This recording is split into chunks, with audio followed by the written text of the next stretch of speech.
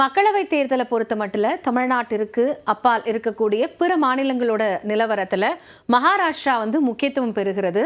நாடாளுமன்றத்தில் இரண்டாவது பெரிய மக்களவை உறுப்பினர்களை கொண்ட மாநிலமாக மகாராஷ்டிரா மாநிலம் பார்க்கப்படுகிறது. இந்த களம் யாருக்கு சாதகமாக இருக்குன்னு பார்த்தோம்னா, மொத்தம் 48 தொகுதிகள் இருக்கிறது.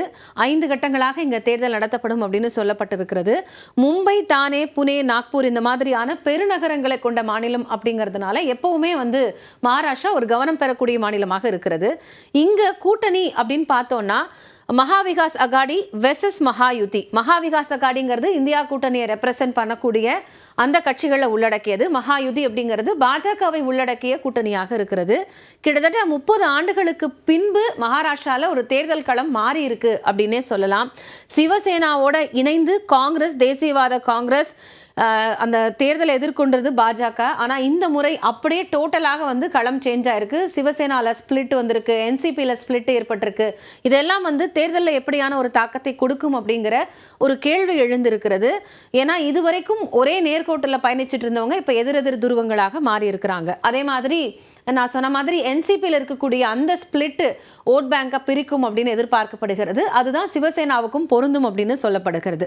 இங்கே அதிக அளவில் வாக்கு பிரியறதுக்கு இருக்கக்கூடிய மண்டலங்கள் அப்படின்னு பார்த்தோம்னா மேற்கு மகாராஷ்டிரா பகுதியை குறிப்பிட்டு சொல்கிறாங்க. ஏன்னா அது சுகர் பெல்ட் அப்படின்னு சொல்லப்படுகிறது. கரும்பு விவசாயிகள் இந்த பகுதியில் அதிகம் இருக்கிறாங்க. ஸோ மொத்தமாக 10 மக்களவை தொகுதிகள் இருக்கிறதுனால வெற்றியை தீர்மானிக்கக்கூடிய முக்கிய காரணியாக இந்த 10 தொகுதிகள் இருக்கிறது. அதுலேயும் குறிப்பாக பார்த்தோம்னா இந்த பெல்ட்டில் தான் மராத்தாவும் ஓபிசி எனப்படும் பிற்படுத்தப்பட்டவரோட வாக்கு வங்கியும் இந்த முறை யாருக்கு போகும் அப்படிங்கிற ஒரு கேள்வி இருக்கிறது. இடஒதுக்கீடு தொடர்பாக இந்த மராத்தா பிரிவு பிரச்சனை அப்படிங்கிறது மிகப்பெரிய ஒரு பேசு பொருளாக மாறி இருந்தது. மேற்கு மகாராஷ்டிராவில் இந்த வாக்குகள் அதிகமாக பிரியக்கூடிய பட்சத்தில் கரும்பு விவசாயிகள் இதை கணிசமான எண்ணிக்கையில் வாக்க பிரிப்பாங்க அப்படிங்கிற ஒரு கணிப்பும் இருக்கிறது. அதே போன்று இதுவரைக்கும் இந்த பகுதியில் மேற்கு வெஸ்டர்ன் மகாராஷ்டிரான்னு எடுத்துக்கிட்டோம்னா காங்கிரஸுக்கு ஒரு சீட் கூட கிடைச்சதில்லை. 2014 சரி 19 சரி.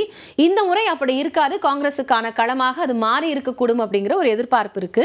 மராத்தா சமூகத்தை எடுத்துக்கிட்டோம்னா ஒட்டுமொத்த மக்கள் தொகையில் 28 விழுக்காடு இருக்காங்க. பிற்படுத்தப்பட்டோர் 34 விழுக்காடு இருக்கிறாங்க. ஸோ இதுவரைக்கும் பாரம்பரியமாக அந்த வாக்குகள் அப்படிங்கிறது சிவசேனாவுக்கும் பாஜகவுக்கும் தான் போயிட்டு இருந்தது. ஆனால் இப்போ ரெண்டுலேயுமே ஒரு மிகப்பெரிய எதிர்ப்பு இருக்கிறதுனால அது யாருக்கு போகும் அப்படிங்கிற ஒரு மிகப்பெரிய கணிப்பு அப்படிங்கிறதும் எழுந்திருக்கு. அடுத்ததான் நம்ம பார்த்தோம்னா பிற்படுத்தப்பட்டோருடைய வாக்கு வங்கியை காங்கிரஸ் குறி வச்சிருக்காங்க. நமக்கு எப்படியாவது நமக்கு சப்போர்ட்டிவாக இருக்கும் அப்படின்னு. 2014க்கு பிறகு ஒட்டுமொத்தமாக மகாராஷ்டிராவில் ஒரு தேர்தல் நிலவரம் அப்படிங்கிறது இந்த முறை மாறி இருக்கு. இதுக்கப்புறமா வரக்கூடிய தேர்தல் அப்படிங்கிறது இன்னொரு ட்ரெண்ட் செட்டாக இருக்கும் அப்படிங்கிற மாதிரி தான் பார்க்கப்படுகிறது. 2019 சிவசேனா பாஜக கூட்டணி வச்சிருந்தாங்க. அப்போது 41 இடங்களில் 2 கட்சியும் வெற்றி பெற்றிருந்தது. இப்போ இருக்கக்கூடிய கூட்டணி நிலவரம் அப்படி இல்லை. உத்தவ் தாக்கரே தலைமையிலான ஒரு சிவசேனாவும் ஏக்நாத் ஷிண்டே தலைமையிலான சிவசேனாவும் இருக்கிறது. அப்படி பார்க்கும்போது சிவசேனா பாஜகவிற்கான இந்த பாரம்பரிய வாக்குகள் அப்படிங்கிறது பிரியறதுக்கான அதிக வாய்ப்புகள் இருக்கு. சரி, 2019 அந்த கட்சிகளோட வாக்கு சதவிகிதம்னு பார்த்தோம்னா பாஜக 27.8, சிவசேனா 23.5 விழுக்காடு, காங்கிரஸ் 16.4, தேசியவாத காங்கிரஸ் 15.7. ஒட்டுமொத்தமாக என்டிஏ கூட்டணியில் 2019 51.3 விழுக்காடு. அப்போ யூபிஏன்னு இருந்தாங்க, இப்போ இந்தியா பிளாக். அப்போ யூபிஏ 36.5. இந்த மொத்த வாக்கு சதவிகிதத்திலே கிட்டத்தட்ட 15 விழுக்காடு அப்படிங்கிறது தேசிய ஜனநாயக கூட்டணிக்கு அதிகப்படியாக இருந்தது. ஸோ அதை மீண்டும் அறுவடை செய்யணும் அப்படிங்கிறது தான் பாரதிய ஜனதாவினுடைய கணக்காக இருக்கிறது. அதே மாதிரி தேர்தல் களத்தில் இருக்கக்கூடிய முக்கிய வேட்பாளர்கள் அப்படிங்கிறதுமே மகாராஷ்டிராவிற்கு ஒரு கூடுதல் பலம். நிதின் கட்கரி, மத்திய அமைச்சர் பியூஷ் கோயல், இவங்க 2 பேருமே மகாராஷ்டிராலேருந்து போட்டி போடுறாங்க. அதே மாதிரி சரத்பவாரினுடைய மகளாக இருக்கிற சுப்ரியா சுலே களம் காண்பதும் ஒரு எதிர்பார்ப்பை ஏற்படுத்தியிருக்கு. இவங்க மட்டும் இல்லாமல் மும்பை மட்டுமே தனித்து நடக்கக்கூடிய ஒரு ஃபேஸாக இருக்கிறதுனால அதுக்கும் ஒரு கூடுதல் எதிர்பார்ப்பு எழுந்திருக்கிறது. ஸோ மகாராஷ்டிரா பெரிய அளவில் மக்களவை தேர்தலில் ஒரு சப்போர்ட்டிவ் ஏஜெண்டாக இருக்கும் அப்படிங்கிறதுனால அந்த மாநிலம் யாருக்கு சாதகமாக அமையுங்கிறத பொறுத்திருந்து பார்க்கலாம்.